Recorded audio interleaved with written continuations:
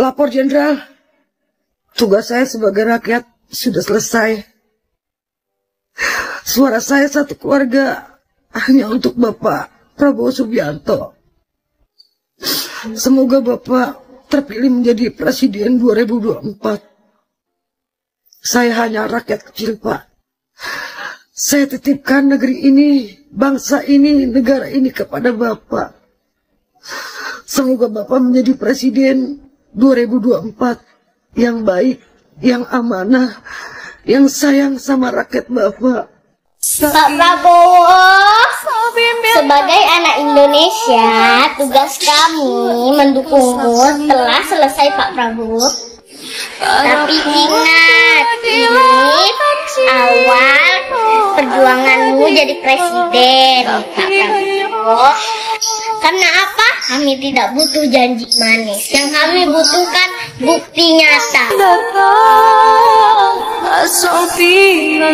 Ya ampun, ternyata kita semua kena tipu nih. Aduh, di prank deh kita. Ternyata makan siang gratis baru terrealisasi di 2029. Itu kan yang lo mau ngelihat reaksi gue kayak gitu. Gitu loh. Sebenarnya gue udah gak mau banget ya ngeladenin lo pada nih. Tapi ya kali ini gue harus jelasin. Karena kemarin rame juga tuh di konten gue yang ngebahas soal makan siang gratis. Anggarannya besar banget. Dari mana uangnya? Gak make sense tau.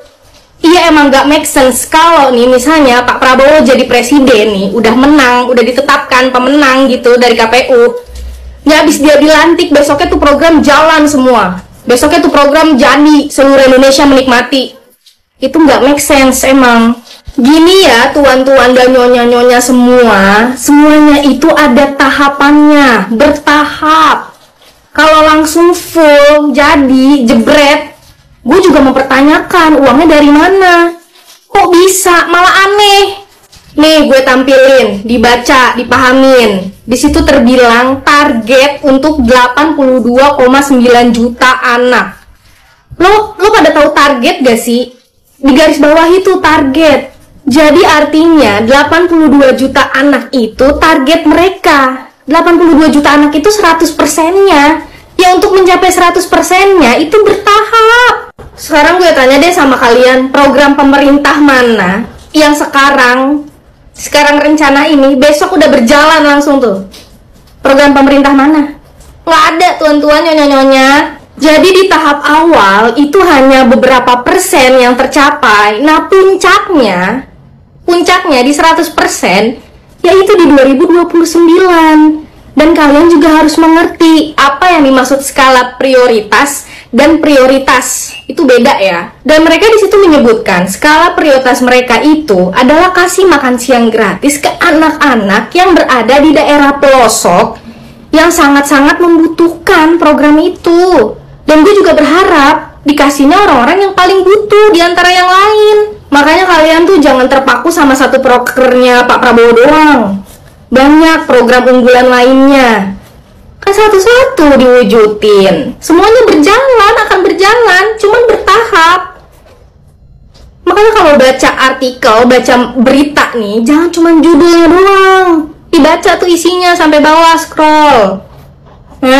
Kalian itu terlalu berisik, tapi kosong, nggak ada isinya. Gue aja nggak pernah berisik tuh. Paslon kalian menyebutkan saya akan membangun 40 kota setara Jakarta. Nggak berisik gue. Padahal menurut gue itu nggak make sense. Nggak masuk akal di gue. Ya, thank you.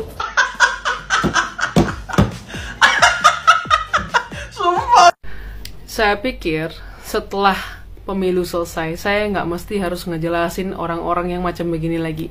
Orang-orang yang hanya baca headline-nya berita tanpa mendalami isi beritanya dan mencari tahu apa sih sebenarnya yang terjadi dengan headline-nya itu. Jadi berita itu fokusnya tentang apa. Aduh, untuk masalah makan siang gratis ini saya kutip visi misinya Prabowo Gibran deh. Beginilah kalau orang-orang yang minim literasi, jadi nggak mau cari tahu sih apa sebenarnya. Ini di halaman 23 dari visi misinya Prabowo Gibran, bahwa di sana di paling bawah dikatakan program ini menargetkan lebih dari 80 juta penerima manfaat dengan cakupan 100% pada 2029. Untuk mengerti bahwa program ini dananya akan diambil dari APBN. Dan APBN kita di 2024 tuh udah set, dan itu udah di set sama timnya Pak Jokowi, pokoknya dari pemerintahannya Pak Jokowi. Jadi seandainya kata pun Prabowo nanti naik di Oktober, ya hanya melanjutkan yang sudah ada. Mungkin bisa mengalokasikan dananya, tapi tidak bisa full. Mulailah dilakukan secara bertahap. Nah, jika nanti APBN 2024 sudah selesai, nanti kan ada pengajuan anggaran lagi untuk 2025. Dan dari situ nanti mulailah dimasukkan alokasi dana untuk program ini, walaupun tidak bisa 100% karena terbatasnya APBN-nya kita. Karena kalau misalnya APBN 100% digunakan untuk program ini, maka program-program pemerintah yang lain akan bisa terbengkalai. Jadi, kenapa program ini tidak bisa dijalankan 100% langsung? Satu alasan yang pasti itu karena adanya keterbatasan anggaran. Gue tadi sempat baca, Mindra itu ada komen bahwa kalau misalnya jalankan 100%, maka APBN akan kolaps. Karena kita harus sadar diri juga berapa pendapatan negara kita, berapa kita bayar pajak, seperti itu kan. Dan cara untuk ngatasinnya adalah dilakukan program ini secara bertahap, diberikan stimulus perlahan gitu loh. Ketika nih, anggap saya kasih contoh, ada orang yang baru memulai usaha, modalnya kan kecil. Nah, ketika dia mulai menjalankan usahanya, perlahan usaha itu berkembang, lama-lama modal itu diputar, dan makin lama usahanya makin besar. Begitu juga dengan program ini. Stimulus yang diberikan perlahan, dan lama-lama dari stimulus itu UMKM mulai bergerak, mulai ada penghasilan, dan itu akan return ke pajak, dan daripada pendapatan pajak yang bertambah, jadi dana ini akan dialokasikan lagi kepada program ini. Jadi akan terus berputar, semakin lama semakin besar, dan itu diekspektasi di 2029 gitu. Jadi semoga sampai sini paham ya, dan please nggak usah underestimate program dan segala macam. Sekarang kita saatnya ngerjain ini bareng-bareng supaya Indonesia bisa makin maju. Kalian tahu nggak kenapa Pak Prabowo menang jadi presiden? Menang pilpres? Ingat, itu karena doa yang mustajabah dari pendukung-pendukung 01. Lah, kok gitu? Bisanya? Lah, ya iyalah. Coba lihat, setiap pendukung 02 mengupload tentang Pak Prabowo. Semoga Pak Prabowo menjadi presiden. Prabowo presiden 2024. Buktinya pendukung 01 selalu komen, amin, amin, amin. Dan itu ribuan yang komen. Dan alhamdulillah diijabah oleh Allah. Jadi yang jadi presiden Pak Prabowo. Jadi udah, intinya kalian gak usah ribut, gak usah bertengkar. Kita ini Indonesia. 01, 02 damai.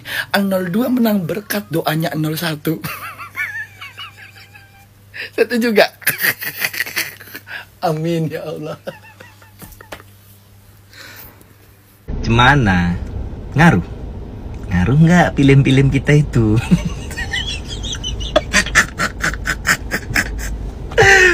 Udah kelar main abah-abahannya? Udah kelar? Hah? Habis ini mau pakai istilah apa lagi? Hah?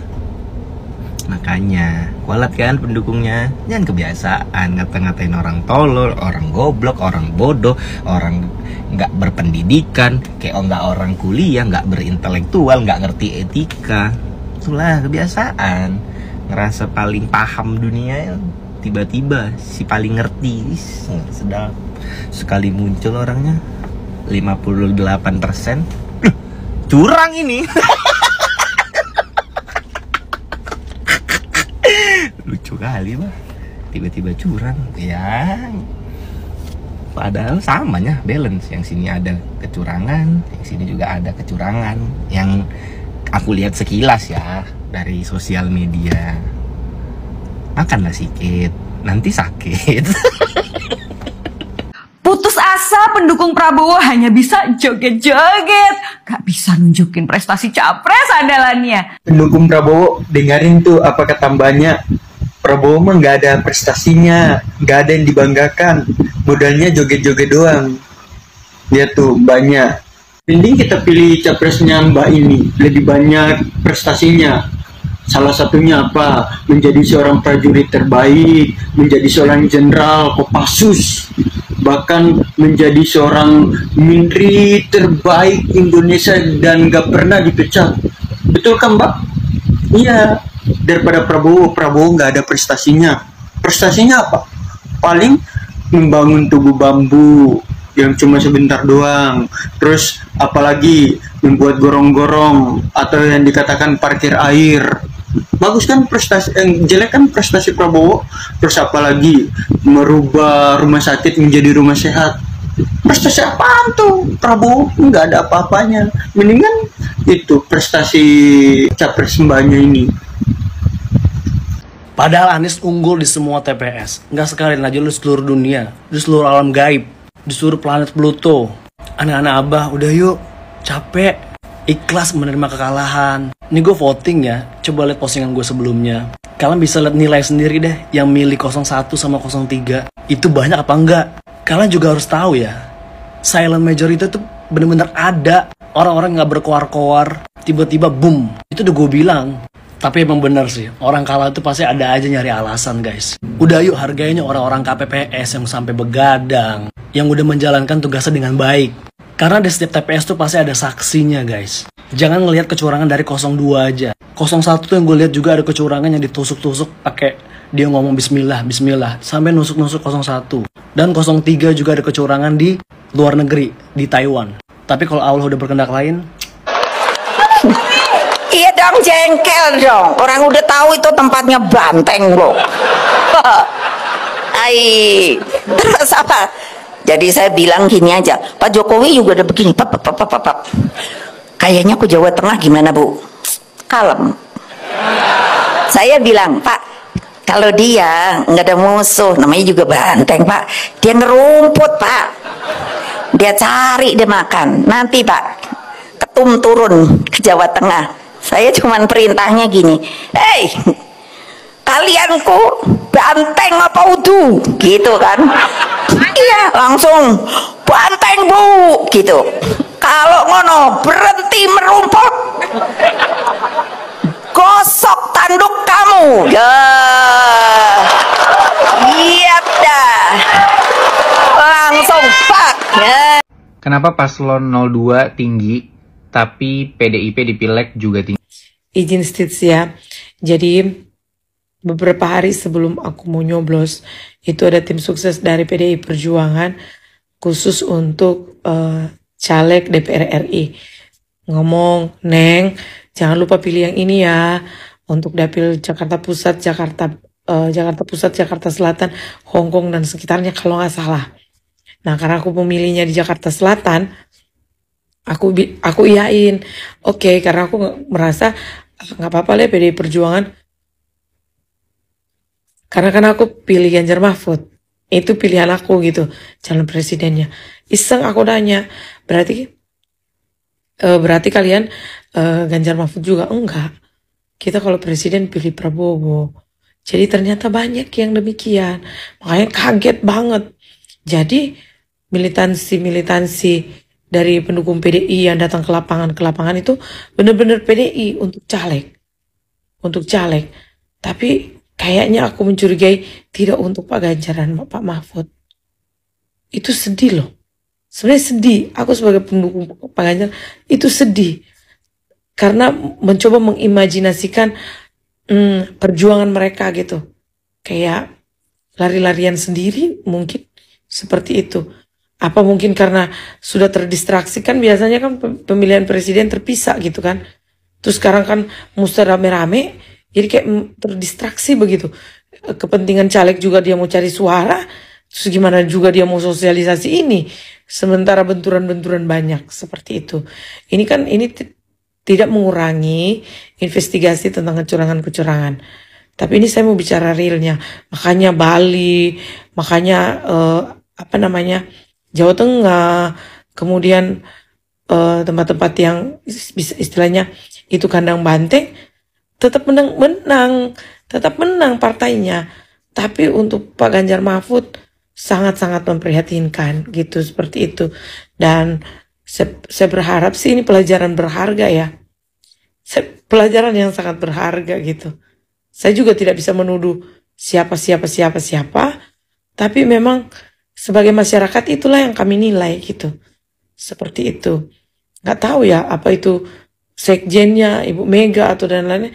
Tahu nggak itu seperti itu yang terjadi di lapangan. Jadi kayak menurut aku kayak misalnya Mbak Puan dia kerja cari masaknya di mana-mana gitu. Ini coblos Puan. Mungkin ya dia omongin Puan. Dia lupa mensosialisasi ke Pak Ganjar. Sementara ke Pak Ganjar kan dia sosialisasi ke seluruhnya. Itu bukan dia sebagai caleg. Tapi dia sebagai presiden. Jadi kayak pemilu kali ini sebenarnya karena dia satu itu kayak semacam terdistraksi gitu. Itulah yang menyebab akhirnya hasilnya sedemikian itu. Nah kalau dari pengamatan saya sih itu sih. Nah ada alasan-alasan sih kenapa orang pilih Prabowo tapi itu di VT sebelumnya. Thank you.